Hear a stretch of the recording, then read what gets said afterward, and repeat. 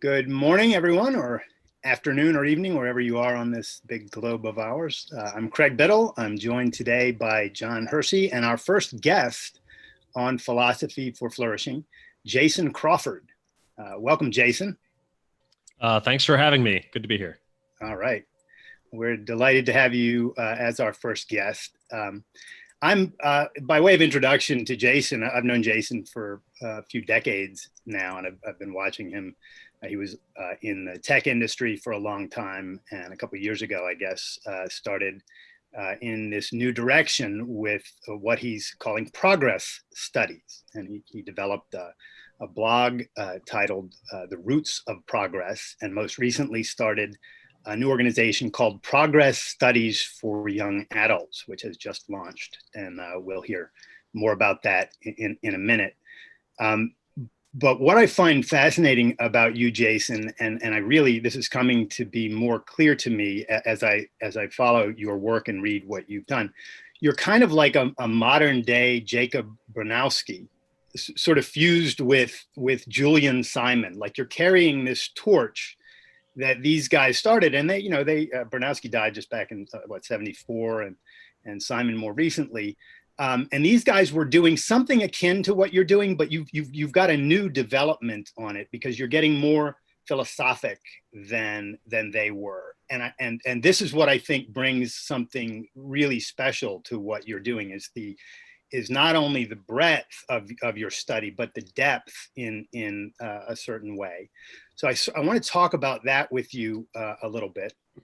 But I also want to be clear with the audience here that there was some discussion before we started today as to whether shirts were going to be necessary for this episode. And the irony of that question in the discussion of progress studies and the roots of progress struck me as so. First question, Jason, do you frequently work without a shirt? The context here was I was confirming, I have to confirm for every one of these interviews I do, are we doing audio only or only video? If we're doing video, then I need to brush my hair, maybe shave, put on a decent shirt and jacket and so forth.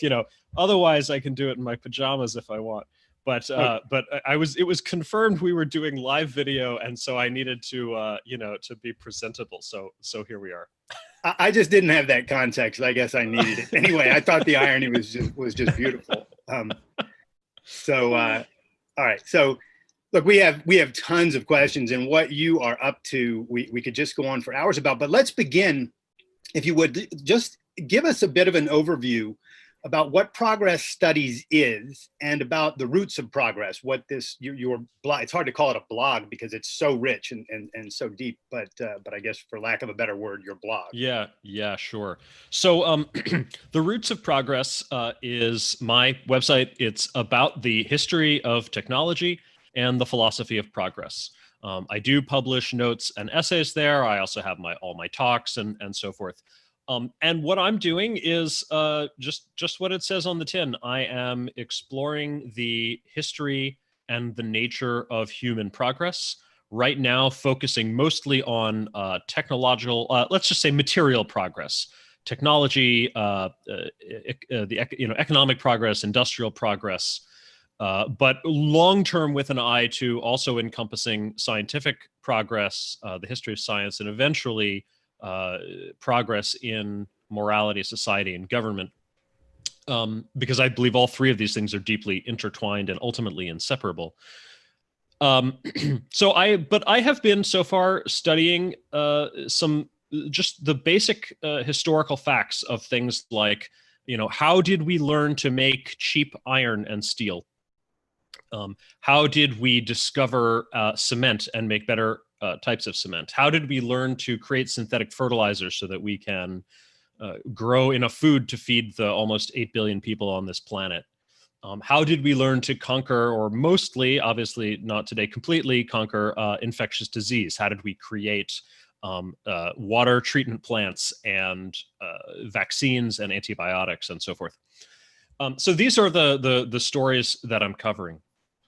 And ultimately, my goal is to sort of build up from this history to understand the deepest nature and causes of human progress. I'm not doing this purely as a historical exercise, but I'm doing it so that we can understand where does modern industrial civilization come from, what is required to create and build and sustain it, and therefore what are the causes that we need to nurture, protect, and enact in order to continue this progress into the future. It's really a way of looking at history in order to understand the present world and in order to shape the future. Now, the term progress studies was actually coined not by me, but by an economist, Tyler Cowen, who's at the Mercator Center of George Mason University, and by a technology entrepreneur, Patrick Collison, who is the co-founder and CEO of a tech company called Stripe, which is a financial payments infrastructure company and very successful startup of the last 10 years or so in Silicon Valley. And the two of them co-authored this article in The Atlantic last summer, which ran under the headline, "We Need a New Science of Progress." And in this article, they called for a new discipline or perhaps interdisciplinary area of progress studies that would span and intersect with history, economics, economic history, the history and philosophy of science, sociology, industrial organization, and so forth, all sorts of relevant fields, to understand the causes of progress and to help create prescriptions for getting more progress. So they really put out this call about a year ago saying that this is an understudied, underappreciated area. And of course, at that point, I had been writing my essays for over 2 years.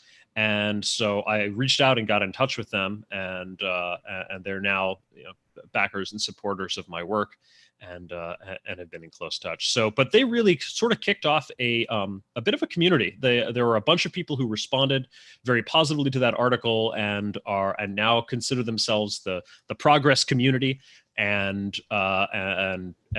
discuss these sorts of topics and are really interested in it. What a beautiful development. It's as you describe it, it occurs to me, what it really is in a sense is it's a really purpose-driven look at history rather than just what happened just and sort of that's it. It's what happened, as you put it in that beautiful essay titled Rich, Wealth, Smart, Rich, and Free. Smart, Rich, and Free from back from 2017. You ask the questions, what happened? How did we get here? Why did it take so long? And what can we do to keep it going or make it faster? And that series of questions just is so beautiful, and it ties into what you just said. The goal of all of this is not just to understand; it's to understand and then learn from and then implement a whole new way of approaching the future based on what we can learn from the past. And history should have kind of been taught like this always. So why do you think it hasn't been? Like what you're doing here seems, when you hear about it, now sometimes you hear about things and they sound obvious as soon as you hear about them, but they're not obvious. Why is it history has not been taught with this purpose-driven approach in the past? I don't have a full answer to that. I think there's at least two ways you can look at it. One is the teaching of history in general. How is it taught well or poorly? The other is specifically the history of progress, which is really not taught at all, I would say. As for the latter, it kind of tends to fall between the cracks, I would say, of history and science classes. It's history tends to focus on politics, on wars and empires and so forth. And arguably rightly so. That is obviously an extremely important subject for history to deal with. And you could even argue that is more properly core curriculum than the entire history of progress. But then, it doesn't really get into science classes either. Science classes, and, even maybe if you had an engineering class, which engineering itself is sort of more of an elective, right? These things will teach you about what is known about science at their best, but they don't typically teach the history or how that kind of integrates into the modern world. And so, why haven't these things been taught? It wasn't until the 1800s, and I would say even maybe the mid to late 1800s, that it became clear to anyone at all, even the most advanced thinkers, that there was this amazing growth, economic growth going on. That really so I mean, we think now, okay, the Industrial Revolution, people think, oh, that started in the mid 1700s. And they think about maybe James Watt's steam engine, which he patented in 1769 as as kind of the traditional like start of the Industrial Revolution, or you'll hear dates like 1750. But the fact is that, as early as as late as the early 1800s, it was very easy for people to miss the fact that they were in the middle of an industrial revolution. It did not come along like a physical or a political revolution. Literally starts with a bang, or with a declaration or with a war. Even Adam Smith did not foresee, who the father of economics, right? Who was one of the deepest thinkers of his age about these issues, did not foresee that there was this amazing revolution going on, nor did he expect that we were going to get anything like orders of magnitude improvement. Adam Smith was optimistic about what could be done with better maybe organization and management and division of labor and so forth. But he looked across the channel to like the Netherlands and said, oh, well, if we had really good organization of our economy, maybe we could be as rich as they are, which was a factor of, I don't remember what, 2 or 3 or 4, something like that. But he did not imagine a factor of 20 or 30 or 40. And that's what happened with the Industrial Revolution and over a couple of centuries with the application of technology. So it took a while for people to even realize that they were in the middle of one. I would say by the late 19th century, the late 1800s, certainly, people realized that they were living in an age of wonders. By the time we had chemistry and electricity, and then by the end of the 1800s, the internal combustion engine and and so forth. By then it was quite clear, and people referred to the 1800s as, quote, the wonderful century. And they could see, and people began to see, we have made more progress in the last 100 years than in all of human history, combined before this point. So I think, it took a while for people to realize that there was even a subject of study here. So when would you have even gotten this, being taught in schools? Maybe the late 1800s, maybe the early 1900s.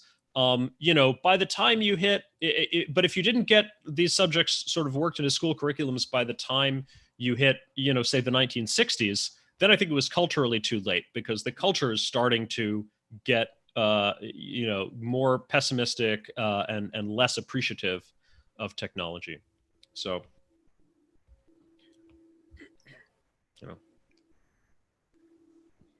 John. You mentioned culture there, and you also talk about the philosophy of progress. I'm wondering if you could say a little bit about what that is and how that developed, and whether or not that was a thing when Adam Smith was writing, whether he's a part of that. Yes. So there are a number of elements to what is the philosophy, what philosophical ideas underlie progress.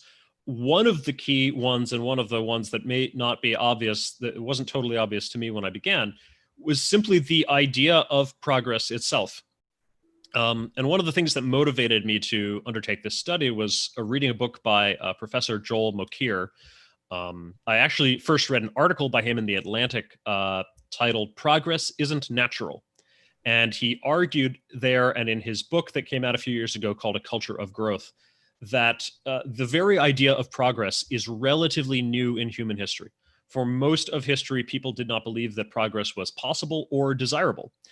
In fact, they actually, their premise was something the opposite, is something that Mokyr calls ancestor worship. So they essentially believed that our ancient ancestors were the greatest people who ever lived, that they had, that everything that was possible to know or worth knowing was revealed to them in ancient times, and that really, we can never surpass them. We, the moderns, could never surpass the ancients. All we can really do is, gaze upon their wonders and read their ancient texts, and perhaps wring deeper and deeper levels of, of meaning out of their text through more and more exegesis on these ancient works. And to, you can, I mean, this exists in many cultures.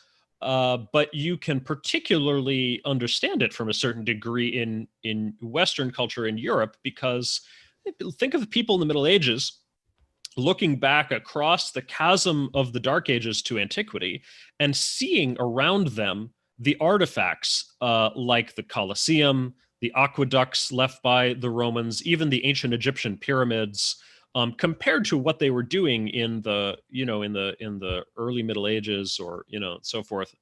They must have looked upon these ancient ancestors as a race of giants who could do things that they had never done. And of course, the ancient texts had wisdom in them that they had lost. So it was sort of understandable from a certain perspective. But in order to make progress, you need to believe that it's possible, and you need to work to bring it about. And so that idea had to change before we could have a scientific revolution or an industrial revolution. Mokir says that it essentially changed in the period from the 1500s through the 1600s. If you want to put some kind of historical dates on it, you can say roughly from Columbus to Newton. And it really was, he says, the age of discovery was kind of the first crack in this wall, in that when we went out and started discovering not only new routes, but entire new continents that the ancients didn't know about and didn't write about, then it became clear that not all of the knowledge was revealed to them in ancient times. There's something we can discover. And then, further on, when Newton created his system of the heavens and wrote the Principia Mathematica, it became clear that, that was kind of the last nail in the coffin on this argument, that yes, indeed, the moderns can surpass the ancients, that this system was more than anything, than Ptolemy or anyone before had ever created. And so by the 1700s, there was, I believe, a clear idea that progress is possible and desirable. And that led to people trying to do it. It's an optimism born of just knowledge and experience. So you can't, it's hard to, we've talked about this in philosophy.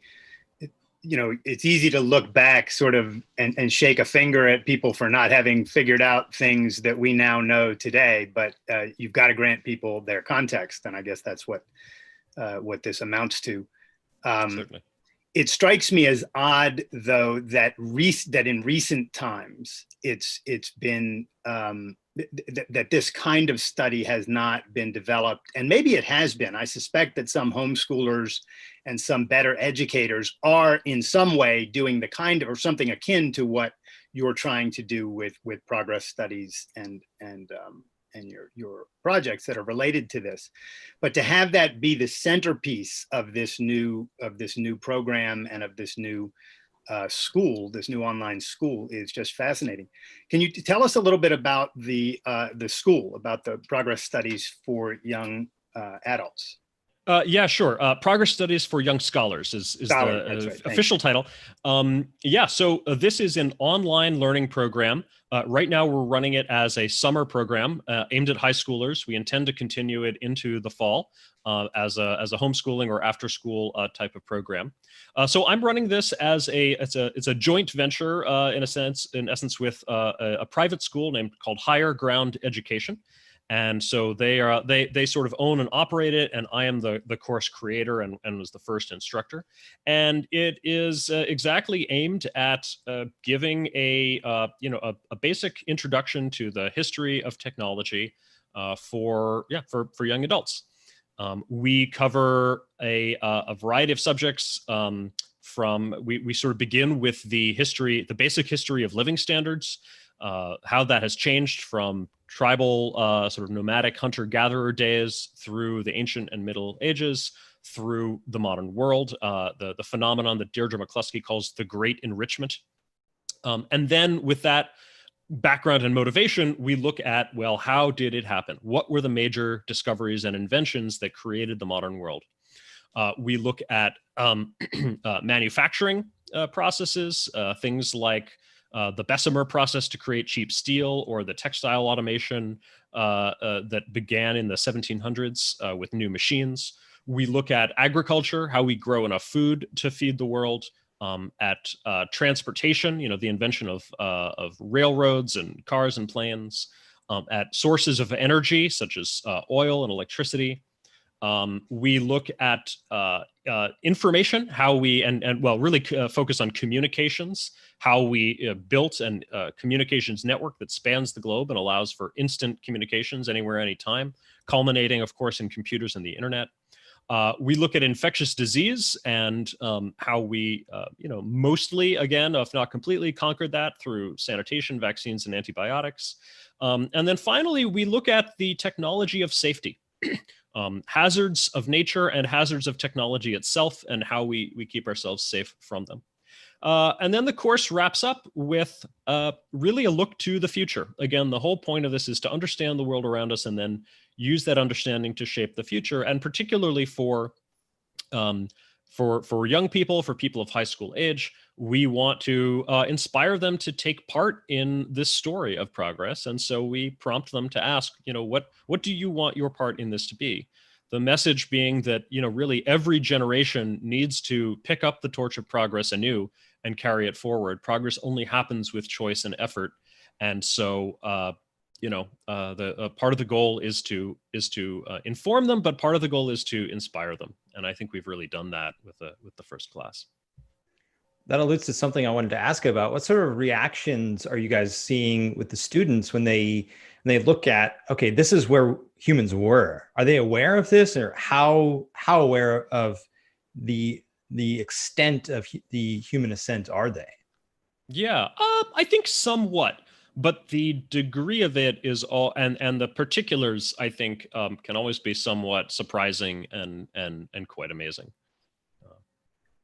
I think especially when they're brought together, it's one thing to hear one particular, like, oh, we went, iron is a relatively new thing, X years ago, this didn't even exist. And agriculture is relatively new. You hear one thing at a time and it's like, oh, okay, that's impressive that we have this new technology or this new knowledge that's changed the way that we're able to live and thrive. But if you bring it all together in a course where you're showing sort of the steps that were taken and how all of this stuff built on each other, the development of fossil fuels enabled us to do a bunch of things that we couldn't have done before. It fueled all of industrial society thereafter. So everything that followed from the development of fossil fuels is new because of that, and that whole hierarchy of development and the integrations brought together in a course that just must be mind-blowing to these students. It's mind-blowing to me, and I know a little bit about this stuff. I'm probably as ignorant as your average person about much of it, but from my studies, I know enough to be super impressed. But when I go to look at your website and start reading through, the various stages of development and see them sort of collated that way, it is mind-blowing. Well, it continues to be mind-blowing to me as well, and I've been studying this for a few years intensely. But so yes, I agree. And even in the study of it, it's funny. I mean, even the students sometimes even bring new insights. When we were studying the history of lighting, for example, one of them pointed out when we were discussing the reading that it used to be that light was so expensive and precious that you would conserve it. Even at night, you would turn on one light, or light one candle, and only if you really needed it. And today, light is so cheap and ubiquitous that we turn on lights even during the day.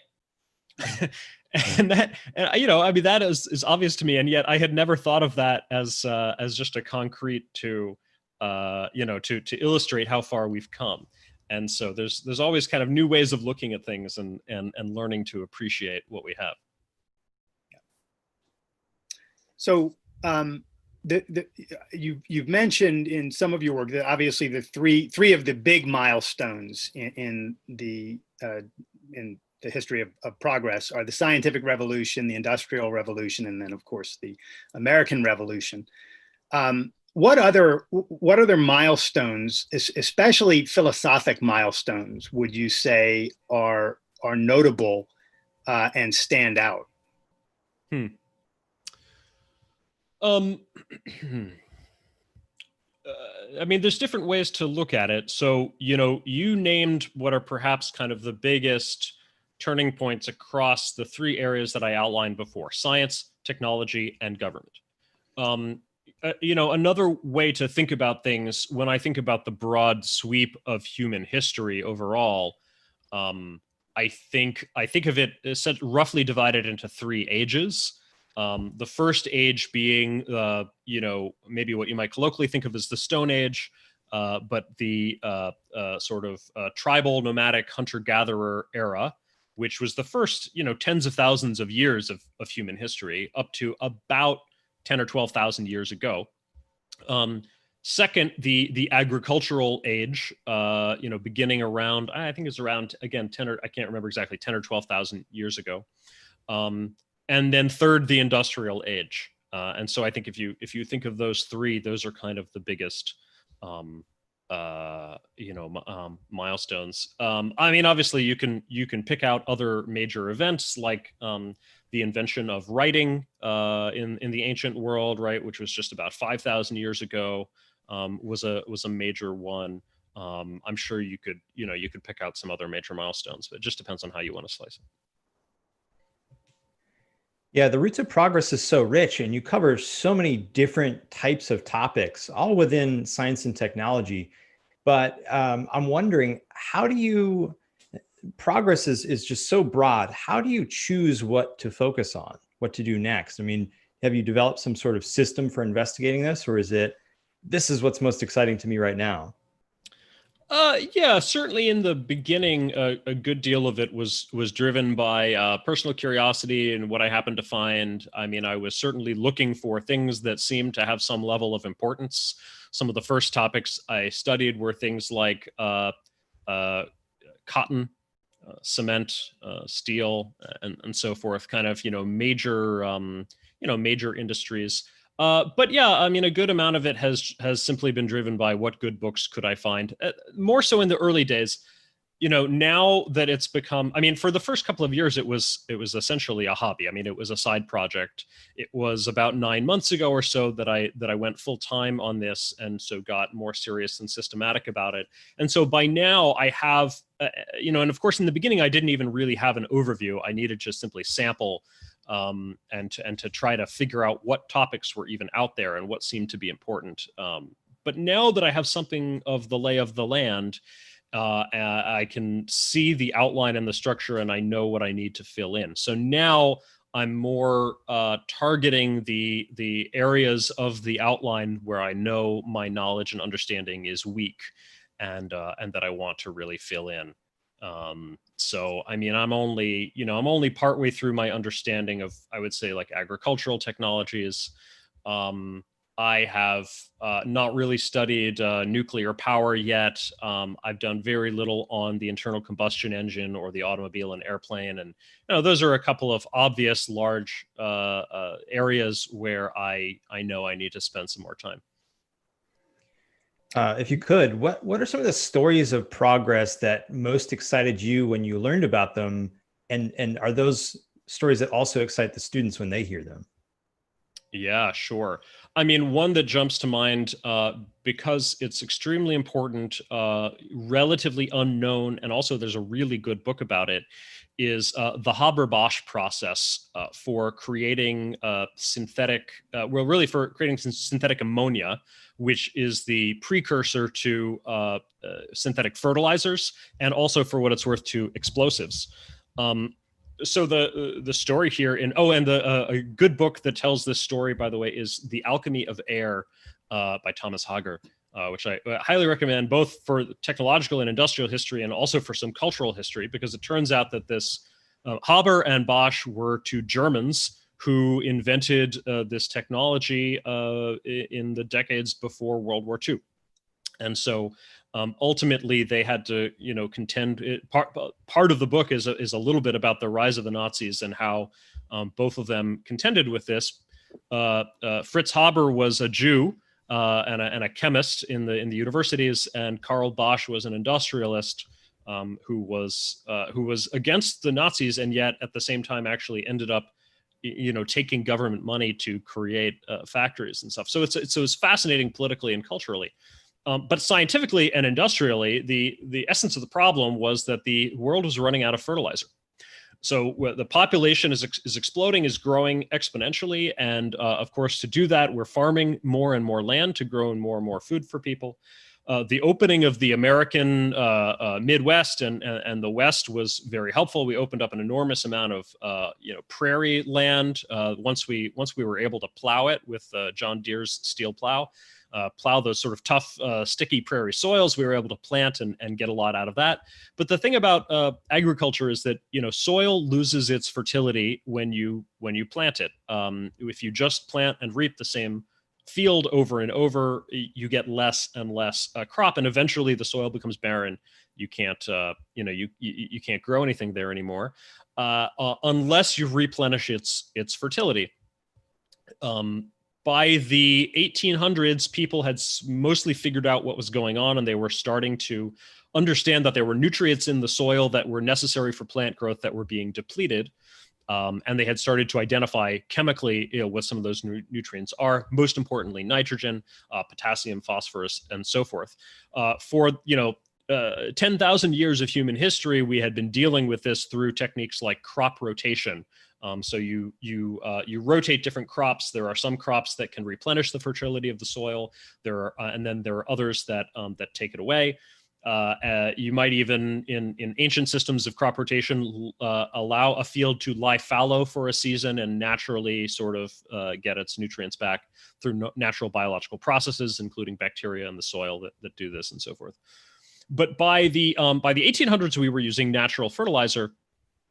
Including it's a little hilarious, but there's a chapter in the book that explains there was an island off the coast of Peru where it almost never rained, and where for who knows how many eons of history had been accumulating seagull droppings.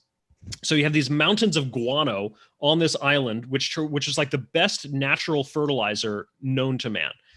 Rich in these nitrates that the plants need. And so they were mining the guano on this island and shipping it out of there in ships. And you can imagine what it must be like to pull up in a ship, let alone to work on this island. And I mean, they had people, shoveling the crap, literally the bird crap into bags, but it was a valuable commodity. There were, so but even so, this was a limited, finite resource. They could tell that they were running out. And there was a British scientist, his name is Crookes, I believe, who gave this speech to I forget, a scientific society, maybe a chemical society, warning the world that we were running out of fertilizer and it was going to cause an agricultural crisis if we didn't do something about it. This is in the very late 1800s. And so the Haber-Bosch process is a process that creates ammonia, NH4, out of the elements of the atmosphere. Nitrogen, of course, is abundant in the atmosphere. The problem is that plants cannot use the nitrogen in the atmosphere. It doesn't factor into their biological processes. Because nitrogen, in nitrogen gas, it's bound up. The chemical formula for nitrogen gas is N2. It's 2 nitrogen atoms that form a nitrogen gas molecule. And nitrogen gas has a triple covalent bond. There's 3 bonds in between the 2 atoms. And that triple covalent bond is very hard to break. It takes a lot of energy to break. So plants use nitrogen in a different form. They use it in nitrates and nitrites, and we're stretching the boundaries of my chemistry knowledge now, but other compounds that involve nitrogen, not nitrogen gas. So we're swimming in this sea of nitrogen, and yet we can't use it directly. In order to use it, we need to create nitrogen compounds. And so ammonia is one such compound. It's NH4, nitrogen and hydrogen. And it's possible to take the nitrogen gas out of the atmosphere and react it with hydrogen gas, which you can make from water through electrolysis. Water, of course, is H2O. Through electrolysis, you can get the hydrogen atoms out of there and make hydrogen gas. And then hydrogen and nitrogen can react together to create ammonia. The trick to doing this is to use extremely high pressures. So this is the key that Fritz Haber discovered. The problem with just trying to do it with at normal pressures is it takes very high temperature to break apart that nitrogen, that triple covalent bond in the nitrogen. And so the temperatures have to be so high at normal pressure that it destroys the ammonia itself as well as breaking up the nitrogen. So that's no good. It turns out at pressures, enormously high pressures, 1 to 200 times the pressure of the atmosphere, the temperature requirement comes down, and it comes down to the point where it's actually feasible to get some ammonia out of it. So this is the key insight. The process was then scaled up at the chemical company BASF by Carl Bosch and his team. And there were many, many details they had to figure out. And the book Alchemy of Air goes into these details very much. But what they got out of it was a process that where you, in these high pressure reactors, you react nitrogen and hydrogen gas and you get ammonia out. And then from ammonia, you can go on and use that as an input to other chemical processes to create fertilizers and explosives and so forth. And this process is responsible for, about half the food that is grown today. So we've got about, almost 8 billion people on this planet. Without the Haber-Bosch process, we could support maybe half of them, right? So half the people are alive, today in essence because of this. It's such an important industrial process that the estimate I read in the book was that something like 1% of the world's energy supply goes into this process. And I mean, if you think of all the things we use energy for, 1% is actually an enormous amount. It was also estimated in this book that roughly half of the nitrogen atoms in your body came through this process. So that's how much we owe to this. And of course, it's virtually unknown outside of industrial circles, right? It's unknown to the general public and completely unappreciated. How much our lives and our world depends on this science and technology. That's just unbelievable. And that's just one tunnel in one rabbit hole that you can go down in the history of progress and technology and science. And then the fruit of that and the meaning of that to our lives is just massive. So clearly here, the human mind is just capable of doing absolutely amazing things.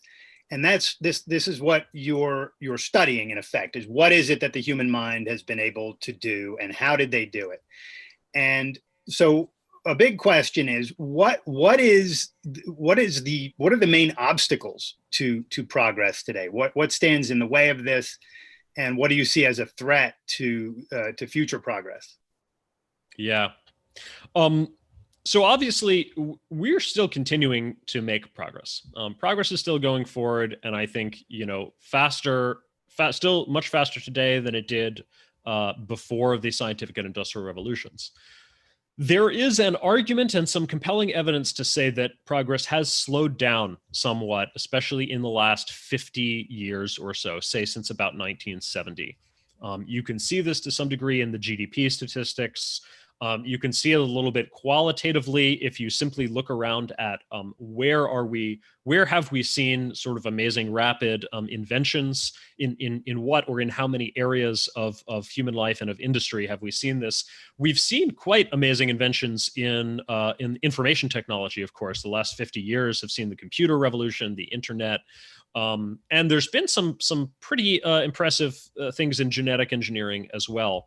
But if you go back to, say, the comparable period 100 years ago, from 1870 to 1920, that period saw the telephone, radio, the not yet television, but a lot of electronic communications, the development of the entire electrical industry, the electric generator and motor, the electric power plant, the internal combustion engine, the automobile, the airplane, the Haber-Bosch process that I just described was invented in that period. And you can sort of go on and on. There were an amazing number of inventions across multiple fields: energy, transportation, chemistry, agriculture, and so forth. And now we're down to, in the last 50 years, we're down to maybe 1.5 of these areas that are seeing this really amazing progress. What's causing it, or what are the threats, or what do we need to focus on? Well, I don't yet have a grand unified theory of human progress, but I have a few ideas and things that I would point to. Most fundamentally is, coming back to what we discussed earlier, the philosophy of progress, the ideas in the culture that underlie it. I suspect, at least anecdotally, that the world today has become less optimistic about progress essentially believes in progress less. I think actually at a very basic level, we're simply less aware of it. We don't appreciate it as much as people did, say, 50 to 100 years ago. And that is the basic goal of my work, is to just get people to stop taking progress for granted and to learn to appreciate it, to simply know how much progress has been made, and to see that as a gift from our ancestors that we should be grateful for. I also think that people have simply gotten more fearful of the future, less optimistic. We see fewer utopian visions of the future and more dystopian visions. I think you can see in our science fiction that we have more dystopian visions of the future. And I think there are just much greater, fears of, but what will all this progress bring, and will it truly be a good thing for society? At the end of the 1800s, it was so clear to people that technology was moving the world forward, and it's not as if there were, from the very beginning of the Industrial Revolution, I would say there were people worried about it. It's not as if worry and fears about technology are a new thing. They are not at all. Every new development has been feared and fought and opposed. But I think the general zeitgeist was, the spirit of the times was much more favorable and optimistic about progress at the end of the 19th century than it was by the end of the 20th century. And so we have everything. We have fears of environmental damage and destroying, the planet, to fears of economic inequality, to fears of job loss and how that's going to cause economic damage to people, and so forth. Perhaps one of the most difficult ones to deal with is, I think we have evolved kind of a safety culture. And I think perhaps we have inadvertently traded progress for safety. Now, safety, this is tricky because, of course, the right amount of safety to have is not zero. Safety itself is a form of progress. And yet, at the same time, I think we may have gone a little overboard, or perhaps maybe not in safety itself, but in the processes and structures that we think will generate safety, but at the end of the day are not necessarily even creating safety, and are creating an enormous bureaucracy of rules and regulations, both in the law itself encoded into government, and also in informal processes, within universities and corporate HR departments and everything. I think there is a just sort of growing layers of process and bureaucracy in our entire culture, and that I think comes from sort of, anytime anything goes wrong, we create a rule to make sure it never happens again. Fundamentally, that's a good thing. It's good to do post-mortem analyses and root cause analysis of disasters, and this is how we build a safer world for ourselves. But again, it's possible to take it too far. And I suspect that some of the things, today have been taken too far. So if the first level is culture and philosophy, and needing to believe in progress, the second layer perhaps is the rules and the institutions, rules and processes, and we need a certain degree, obviously, of liberty, of political liberty, but also just a culture that kind of gives people the freedom to experiment, to try things out, even to have failures and to take risks. And then finally, the final layer that I would think about is how is progress organized, managed, and especially how is it financed? How is it funded? One of the lessons of the histories of progress is, again, progress doesn't happen automatically or inevitably. It doesn't.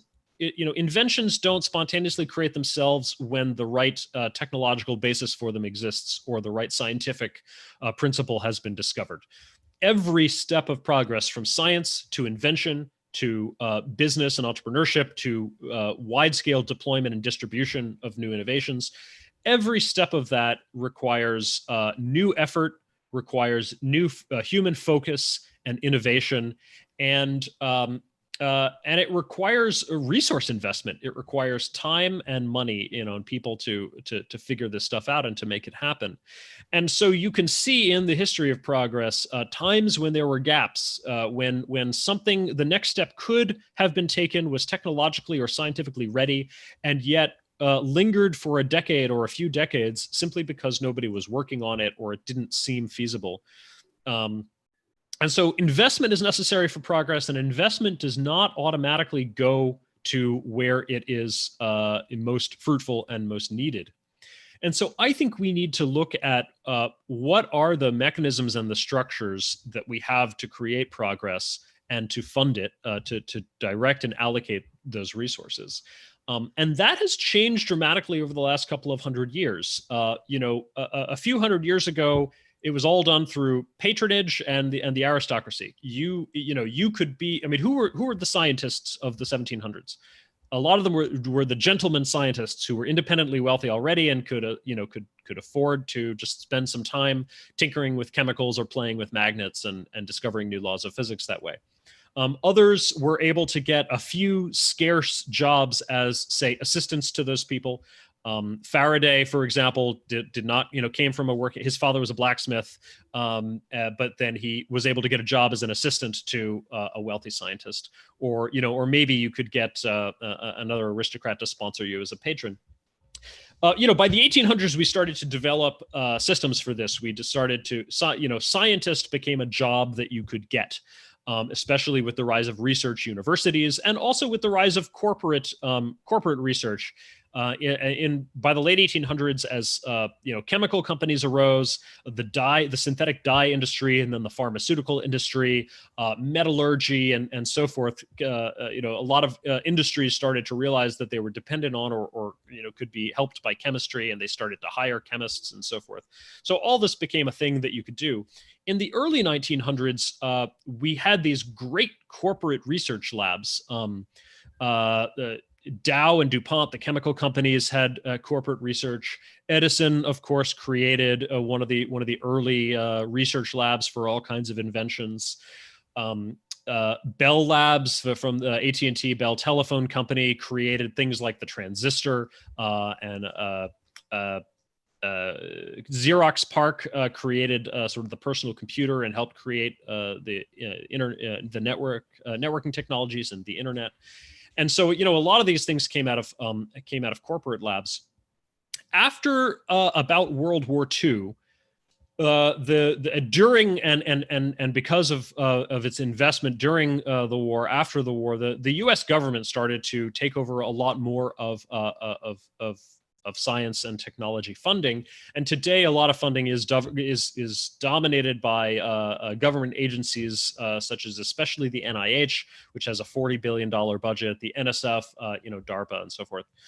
And so the landscape has really changed. And one of the things I wonder about and I'm looking into is, do we have a little bit too much of a gap today between the university research where the science is done, and then the corporations that will turn that into invention and new businesses and industries?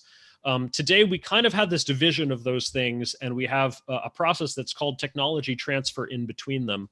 And there's sort of some interesting hints that the tech transfer process might actually have a lot of friction in it, and it might not be going so well to have this separation between science and industry, which is really a deeper separation than I think we had in the past. I think they used to be more integrated.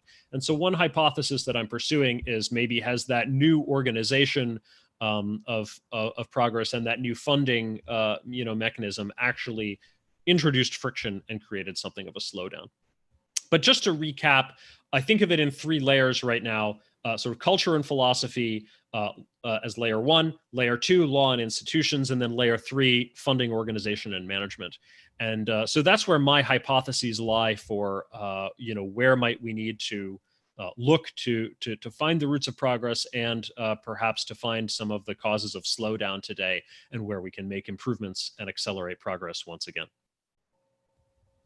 In your first category there, philosophy and culture, I wonder what you would say about the problem of progress, human flourishing, not being seen as the moral good that we should be aiming for. So there's, the environmentalist movement, not everybody who calls himself an environmentalist, obviously, but the nature of the movement, the actual fundamental ideas of the movement are essentially that the standard of moral value, the standard of good, is nature untouched by man.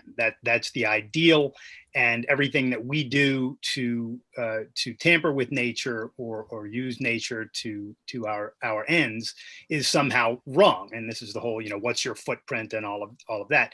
And that's just one example, but there are other ways that human progress is under moral assault. Like, it's the wrong thing to do to advance human well-being and human flourishing.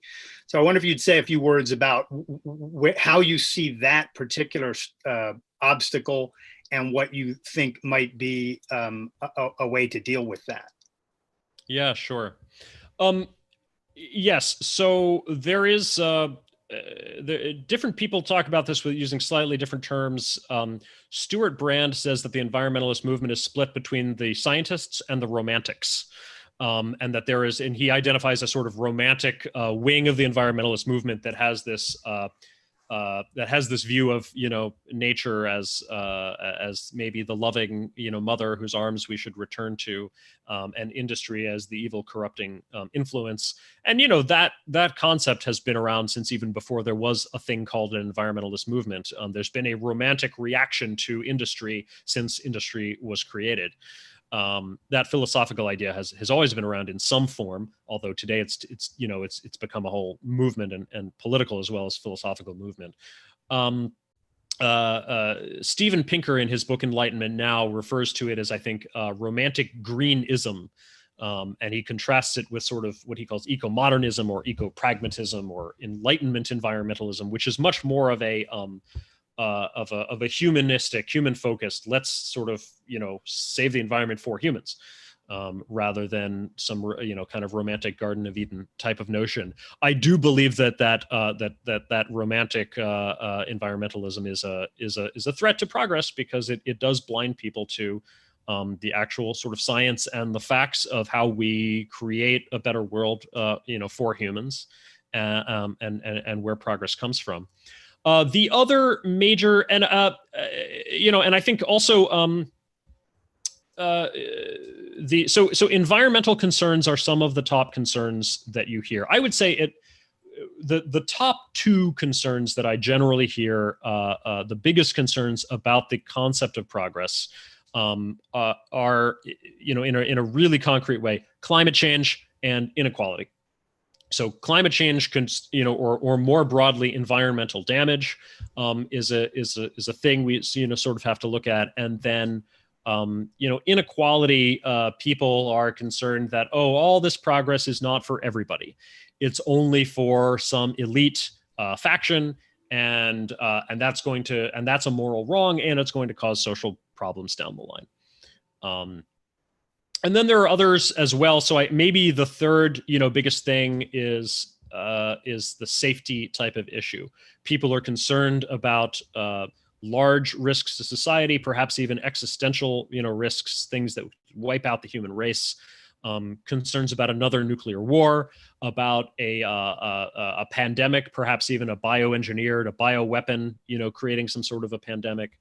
Or perhaps just an accident of genetic engineering that causes a runaway, a gene to drive itself through the entire population, or create some new type of germ.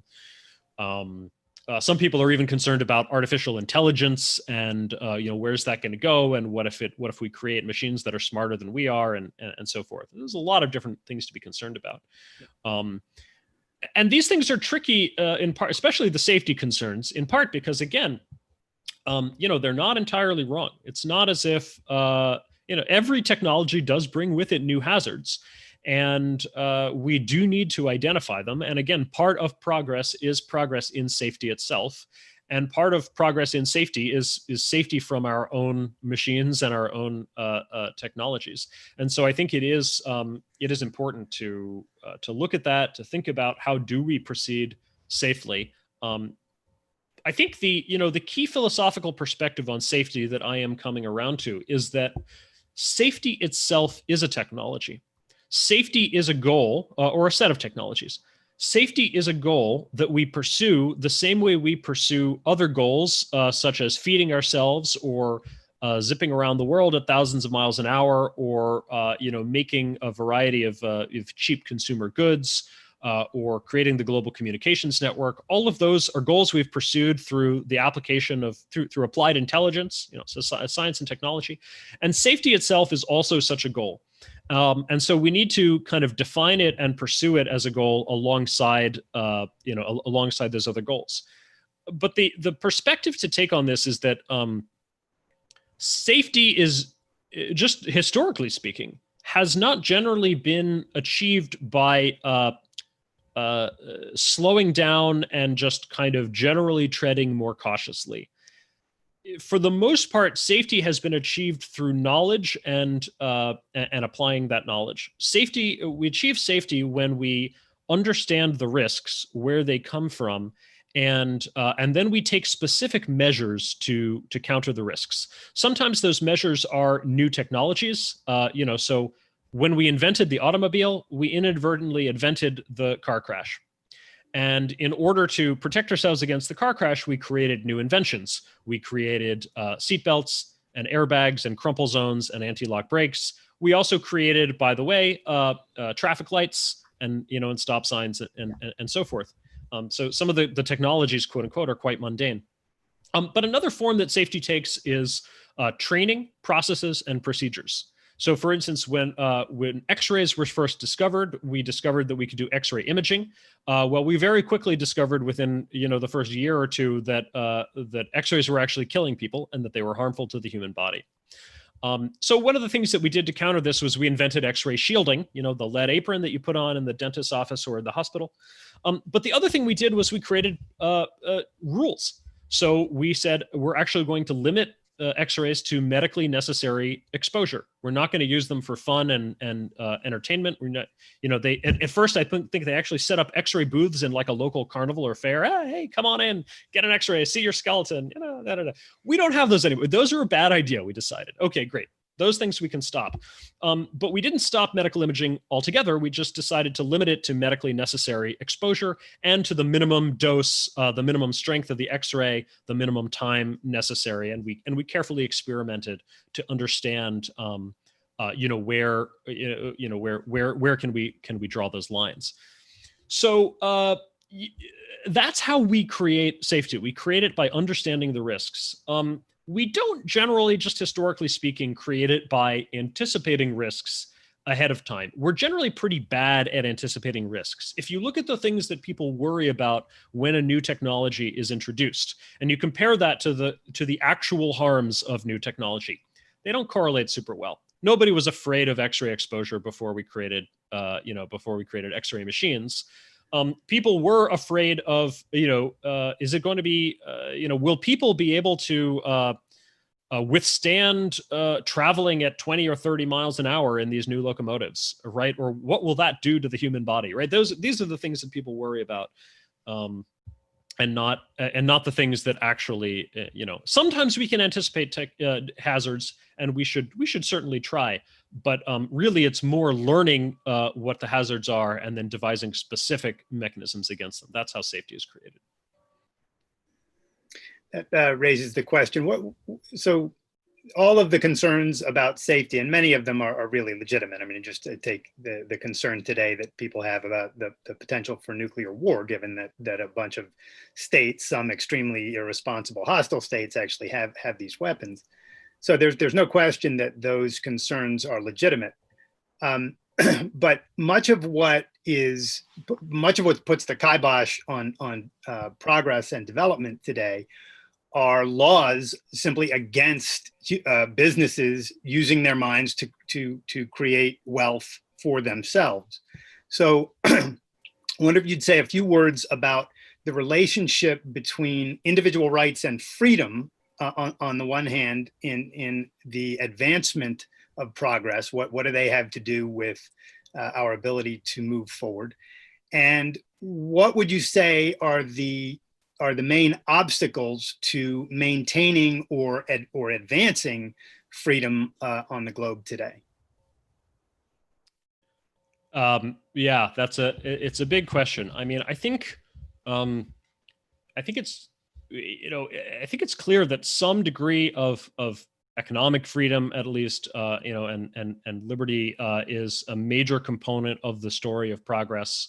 I'm still looking into and really sort of curious about what were the specific developments in that area, and there are a number of them. Deirdre McCluskey points to the dissolving of the guilds, for instance, of the Middle Ages, as an important step, allowing anyone to enter a profession. Unfortunately, today we have recreated, in a sense, the guild system through modern occupational licensing, and that is a a kind of, and it's and some of the motivations and the causes of it are the same as they were in the Middle Ages, perhaps. There's a certain protectionism. People who get into the system want to protect their business from competition, and they do so by excluding others. And this is why, a florist or a hairdresser might support the need for occupational licensing for those, very innocuous professions that clearly don't need it for any sort of a safety reason. So, there are other things as well. The ability to form a corporation. And the modern corporate form is something that really the modern corporate form was invented in maybe the late 1500s, early 1600s, and then evolved through the centuries. The ability to create a limited liability corporation so that you can have a bunch of investors who come in and give you money, but those investors don't have to be involved in the day-to-day management and are not liable for anything beyond the investment that they put in. Limited liability exists in some forms going way back, but really became normal, I would say, in the 1800s, especially with things like the railroads that needed large amounts of capital, to get built and developed. And so there's been a whole series of a progression of legal developments, sometimes taking away restrictions that used to be there, sometimes inventing new positive things. I mean, the corporate form is a legal invention that was not the taking away of restrictions, but it was the inventing of a new legal form and convention that allowed people to come together in new ways and create new types of associations and partnerships and ventures. So I think all of that is, another thing you can point to perhaps is the patent system, the development of the patent system. Certainly in the, in the early age of what they call, quote unquote, the heroic age of American invention, a lot of things were patented, and patents were the basis of, of a lot of new businesses and spurred investment and so forth. I'm still tracing through kind of the development of what were these exact mechanisms, which ones seem to be really crucial, and how much progress was able to be made even sometimes in the absence of or despite not having these mechanisms. New corporations, actually, as I recall, were banned for about a century in England after the South Sea bubble of 1720. There was about a century where you could not simply create a corporation by right. I think all new corporations had to be chartered and licensed. You could have partnerships, so that was the thing. You couldn't create a new corporation, but you could have a partnership. So, for instance, James Watt's steam engine was created with a partnership between Watt and his partner Matthew Boulton. That wasn't a corporation, Inc. or LLC. It was a partnership. So it's interesting and surprising sometimes how much progress can be made even in the absence of some of these forms. But I think it's clear that having these legal forms and the absence of these of unnecessary legal restrictions is the type of thing that can create progress. Now, today, fortunately, we have a lot of these legal forms established. There are corporations and LLCs and all sorts of things that you can create. We also have a somewhat of a thicket of bureaucratic regulation, and it's grown up in all sorts of forms. I mentioned occupational licensing. There is, and I think we're seeing it very clearly today, the sort of bureaucracy that's grown up around the FDA, and what they require in terms of medical advances and procedures. It cost over $1 billion today on average to create a successful new drug, and some of that is due to kind of natural forces and technology, but some of it is due to the sort of increasing FDA regulations. And so, there's a lot of things where it seems to me that this tangle of bureaucracy is getting in the way of progress. It's very difficult to untangle the thicket and to undo. In part, I think coming back to that concept of safety culture, that every one of those regulations was typically put in place with the rationale of some sort of safety, avoiding some sort of disaster or problem. It's very easy to see and to measure the cost of the disasters. It's much harder to see and measure the cost of the regulations themselves. And it's hard to see the innovations that don't happen, the businesses that are not created. And so it's very difficult to make this the case for this, except ultimately on principle. And it's very difficult to make any sort of a case on principle today. So I don't have the answer or the solution, but I think the fundamental is to how do you get people to take a positive stance in favor of progress and the things that will bring it about? Well, I go back to the basics. I think the fundamental is to get people to stop taking progress for granted, to learn how much of it has been created and to learn to appreciate it and to want to keep that going and to start to get very worried if we see that it's slowing down. I think people aren't even worried. In fact, I think, many people maybe see that as a good thing because, again, they're concerned about, quote unquote, reckless progress or irresponsible progress or too much dangerous progress. And so I think it comes back to educate the world on the history. What are the basic facts? How far have we come? What were those? Just telling those stories, like the Haber-Bosch process that I told earlier. Tell the stories that aren't even told today, that people don't even know, and just through that fascinating, amazing history, get people to appreciate progress itself. I think that's the first foundation of bringing back an appreciation for it, and then we can, on that basis, with a positive vision of the future and how much better life could be. I mean, I think the perspective we need to take here is we have made so much progress that if you look back on even the wealthiest people from 100 or 200 years ago, in important ways, they and everybody else in the world, certainly the average person, was desperately, wretchedly poor compared to our modern standard of living. And if you understand that has happened, and you look to the future and you say, the future can be as much better off compared to the present as the present is compared to the past. And by that standard, just like we today are fantastically rich compared to our ancestors, our descendants or us in the future can be, should be, ought to be fantastically rich compared to where we are today. And by that standard, if you flip it around, we today are desperately poor compared to where we can be and ought to be in the future if we can keep progress going. Now, when you are desperately poor, you fight like hell to claw your way out of poverty. And I think we should all be continuing to fight like hell to create the fantastic, amazing future that we can and ought to have. And if you give everyone that basic perspective, that the future can be amazing if only we create it, then I think you have the positive, exciting vision around which you can build an actual movement and campaign. You've got to give people something positive to fight for. And I think with that vision, I think that is the foundation, the basis for any sort of positive campaign to fix the cultural, philosophical, legal, and perhaps funding problems that have caused the progress slowdown, and to get back to a world where things are going full speed ahead.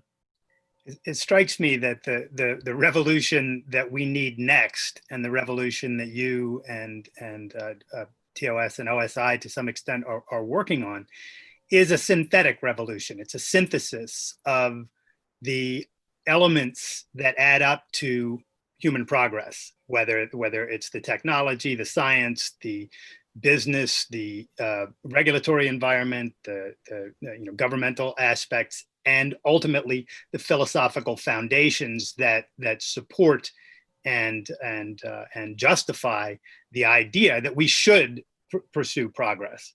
So I think it's an interesting. I love what you're doing. I love the fact that you're integrating from multiple perspectives, and the project is just getting started, which is evident in the fact that you're very knowledgeable about certain elements, and you can go down certain rabbit holes. But there are so many questions that are still wide open. Like, this is a huge field and it's just starting. But I do think that it points to an idea here, which is that the next revolution we need is one of synthesis. We've got to integrate now what has happened, why it happened, how we got here. I mean, these are the questions that you're asking, and what we can do to keep this thing going and even speed it up. And I see that as a process of integration, and it's fascinating to see you doing this. And I just hats off, because I think this is a remarkable project. And I'm fascinated. I wish I had, if I didn't have a career right now, I'd just hunker down and take all of your classes and read everything that you and your colleagues write, because I find it absolutely fascinating. Thanks. Yeah. Before we leave for today, and we'll have to bring you back another time, because there's just too much here to talk about, and we've already gone over an hour here. You're going to be speaking at Objective Standard Institute's conference in 2021, in July of 2021. And just say a few words about what you're going to be speaking on there. It's all related to this. Yeah, sure. I want to talk about the relationship of science and technology, and by extension, the relationship of the scientific revolution to the Industrial Revolution. At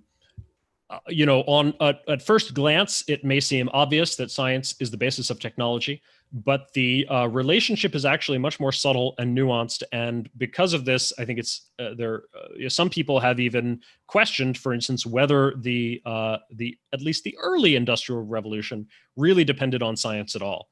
After all, some of the early inventions, such as the machines that automated the textile manufacturing process, were really sort of mechanical inventions. They didn't obviously depend on any kind of scientific basis, simply tinkering and mechanical ingenuity. Even the steam engine, came along well before, for instance, the science of thermodynamics that would explain how heat and engines work and how to optimize it.